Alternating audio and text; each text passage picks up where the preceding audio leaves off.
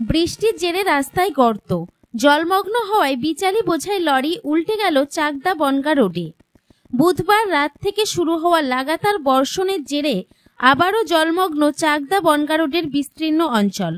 আর এবার সেই বৃষ্টির জমা জলে রাস্তায় তৈরি হওয়া গর্ত ঢেকে যাওয়াতে দেখতে না পেয়ে গর্তে উল্টে পড়ে গেল বিচুলি বোঝাই গাড়ি।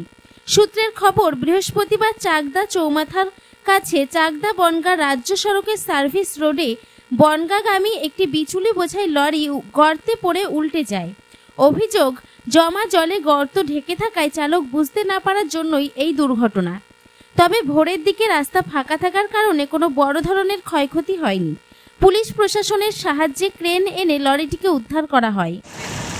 Bureau report, NE Bangla. এটা কিভাবে হলো, মানে তুমি ছিলা গাড়িতে? এটা তোমরা খবর পেয়ে আসলা, তাই তো?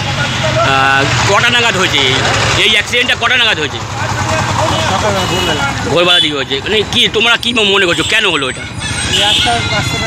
রাস্তাটা খারাপ, গর্তে পড়ে গেছে গাড়ি, তাই তো? আর কতটা ক্ষতি হয়েছে তোমাদের? কতটা ক্ষতি হলো? ভিজে গেছে। এটা তো মানে আনুমানিক কত ক্ষতি?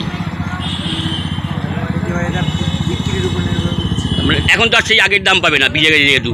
কী নাম তোমার? কোথায় বাড়ি? কোথায়? গোপালনগর নিয়ে যাচ্ছিলাম ভোরবেলার দিকে হয়েছে। ভোরবেলার দিকে তখন আপনি দোকান খোলেননি, এসে দেখছেন দোকানের সামনে এভাবে পড়ে আছে। দোকানের সামনে তো আপনারা দেখতেই পাচ্ছেন, এখানে নাই নাই করে এক হাঁটু করে জল, ড্রেনের জল বেরোনো যায়, বেরোনোর কোনো ব্যবস্থা নেই। এই জায়গাটা যখন পড়েছে, এখান দিয়ে সাইডে একটা ড্রেন ছিল, এই যে রাস্তাটা প্রায় 8 থেকে 10 ইঞ্চি বসে গেছে। এই দীর্ঘদিন জল জমার কারণে আর গাড়ি যাওয়ার কারণে এখানে গর্ত হয়ে গেছে, কারো কোনো হুঁশ নেই। আমি বারবার এই যে রোডের যে কন্ট্রাক্টর যারা এখন সার্ভিসের দায়িত্বে আছে তাদেরকে বারবার ফোন করেছি, তারা এসছেন, দুবার পাম্প লাগিয়েছেন। পাম্প লাগিয়েও তাদেরকে তখন বলে দিলাম এই জায়গাটা এত বড় গর্ত, এখানে কিন্তু বিপদ হবে। এখানে একটা স্কুল আছে, এত বড় স্কুল, দুটো টোটো উল্টে গেছে, 3-4টে গাড়ির সাসপেন্সার ভেঙে গেছে, ছোট গাড়ির।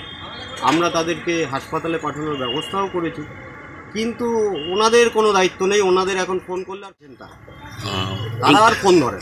তার ফোন নাম্বার আছে আমার কাছে, আপনারা যদি চান আমি দিয়ে দেবো। আপনার নাম? আমার নাম সুবীর। এখানকার বাড়ি?